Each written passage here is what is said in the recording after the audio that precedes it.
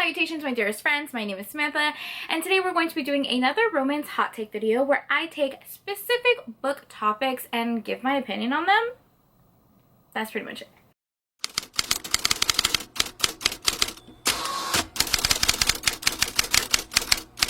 Hello, how are you? Welcome or welcome back to my channel. Today I'm going to be doing a chill chatty video. I haven't done that in a while, and honestly this video was kind of inspired by Jessica from Piece of Books. She posted some like bookish opinions or topics on her Instagram, and it really got me thinking and made me want to film another romance hot take video. Let me preface this by saying that she just inspired this video on the topics that she was talking about. All of the opinions in this video are my own, not speaking for her directly, obviously, and it's just my opinion. These bookish hot take videos are kind of where I just like sit and chat with you, to be completely honest. I take random topics, I give my opinion, I ask for your guys' opinion, because my favorite thing to do in my videos is to have a conversation with you guys and chat with you guys. I love talking about books and bookish related things with you, so yeah.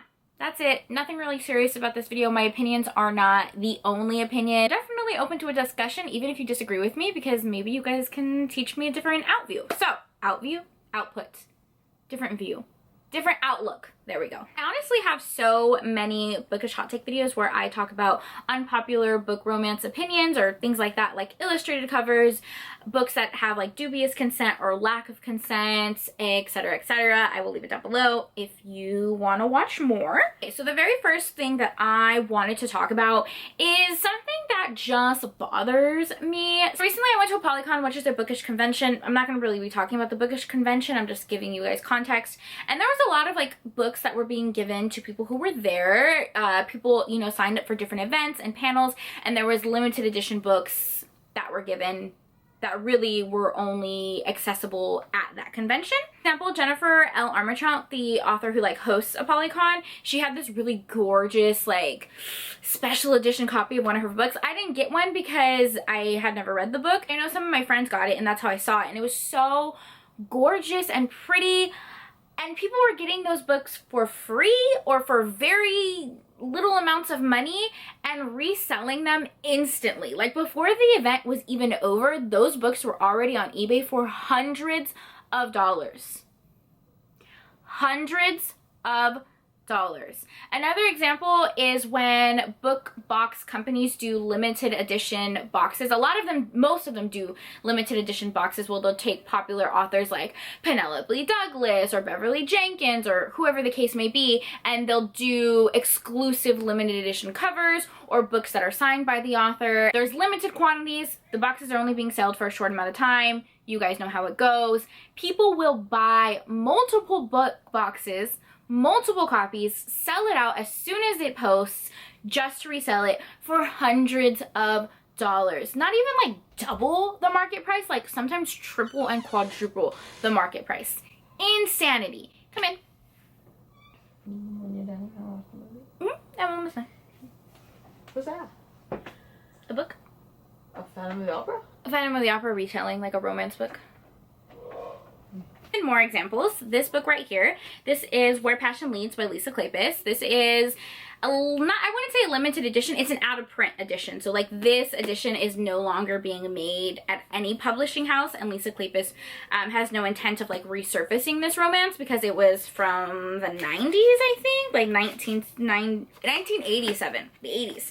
So this book is hard to come by. There's only a few copies when it originally published, and there will never be any more. So people will buy these books and sell them for ridiculous prices. Like, okay, I bought this book. Okay, oh my god, it says the price on here. So originally when this book was published in the 80s, it sold for $3.95. $3.95. Do you know how much I bought this book for?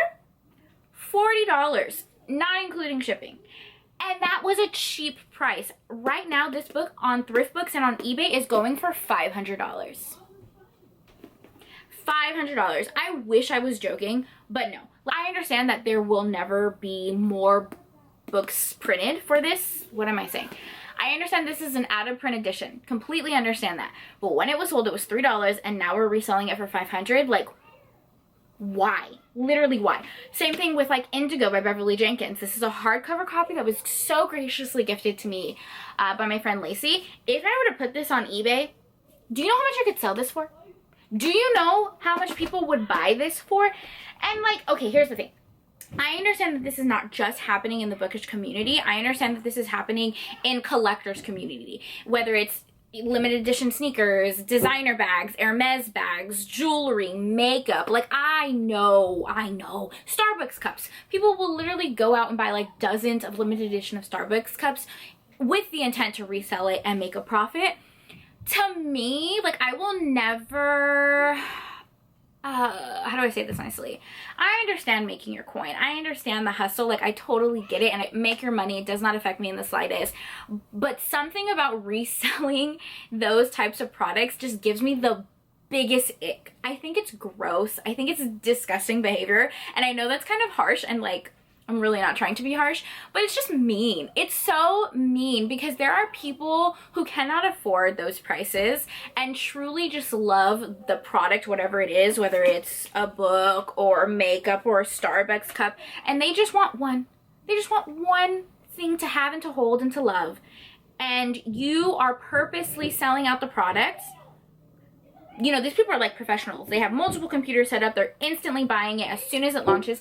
Like, some people have to work. They can't be on the computer as soon as something drops. And then by the time they're able to buy something, whether they're waiting for a paycheck or because they're no longer working that day, it's gone. Because you bought multiple items just to resell it. Like, ew, that's gross. That's honestly just so rude, in my personal opinion. I understand if you're buying multiple copies of something, like maybe for yourself and for a friend, or like one for you to use and one for you to display. I get it.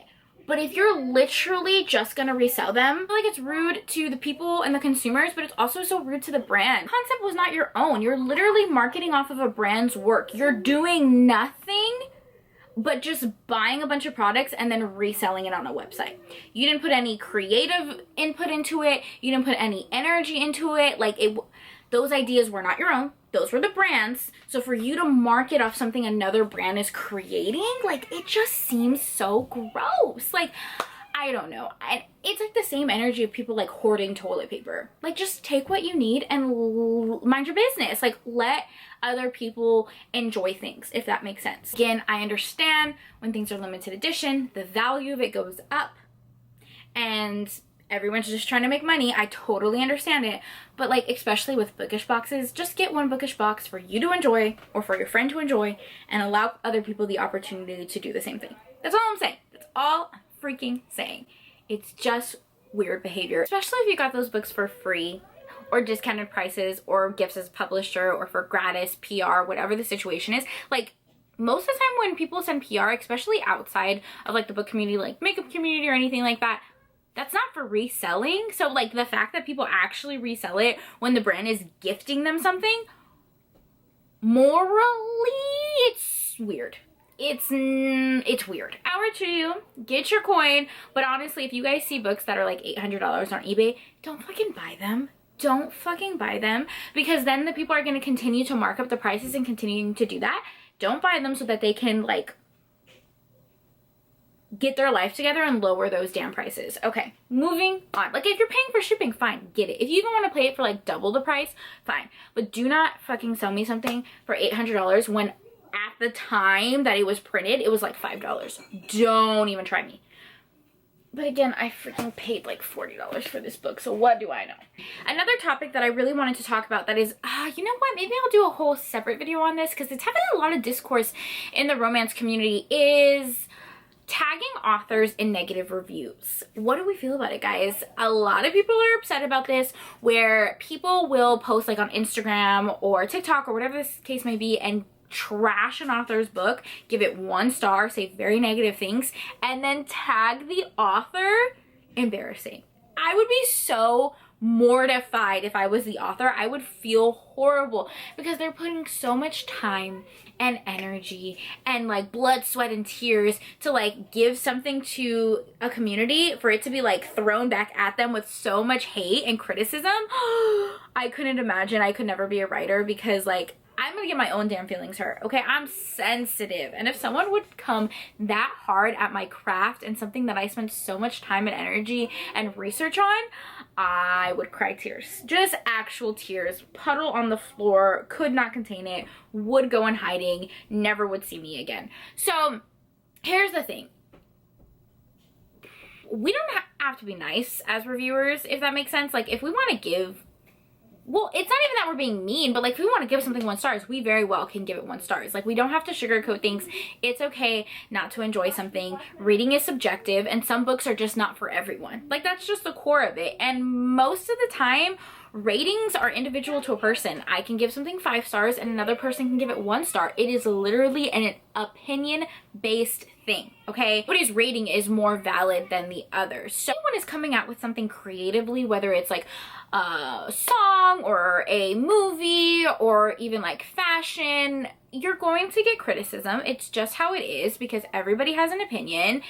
Some people are louder than others, but I think it's different to go on Goodreads and leave your star rating and give a review for other readers, because like Goodreads is for readers. I really don't feel like it's for authors. I feel like it's really intended for readers and for the average person to go on there and make a decision if that book is something that interests them. And like, if a booktuber is on here trashing a book or giving it a low rating, that's their content, that's their opinion. Like, they can say what they want to say. But I think it's something entirely different. You're intentionally posting something for views, like monetary value, attention, and you're tagging the author with very negative reviews. I just think it's bad character. I think it's just not polite. Like, there's nothing, it's not illegal. You could do whatever you want. Well, none of this is illegal, but it's just mean. Like, why would you want to offend someone that badly? One thing to be correcting the author for like harmful behavior, and you're tagging them to maybe bring awareness to it, but it's a whole other thing just by being mean. Give the book 1 star. It wasn't your cup of tea. That's fine. Post your rating. You really don't need to tag the author. The author does not need to know. What do you think they're gonna do? They're gonna repost you? No. They're gonna comment on your video? They're gonna send you their arcs? No. Like, what are you trying to gain from actually tagging them and getting their attention? Be nice. I feel like a lot of times negative things get posted more on social media because it's more entertaining to certain people. And I just feel like people forget to be nice. Like, there's really no reason to tag the author. Also, like, if someone is gushing about a book, giving it 5 stars and they're tagging the author, they don't care if you didn't like the book. Like, literally, it always gets me when I'm like raving about a book and I'm like, oh my god, this is my favorite thing ever. This book is perfect. Nothing can meet it. Nothing can match it. I'm so happy. And then someone's like, that book was trash. And like, yeah, I'm gonna read your comment and suddenly change my star rating. No, it's weird. It's weird and mean. Be nice. Honestly, I could never be an author. I'm way too sensitive and also not talented, and also I have no idea where commas go, and I'm like 25 years old, so I'll probably do a whole video to expand on that, but my camera's gonna die, so leave your comments down below. What your is I got talk today because my camera's about to die and I'm freaking out. What do you guys think about these topics? Leave your opinion down below and let's chat in the comments. Thank you so much for watching my video.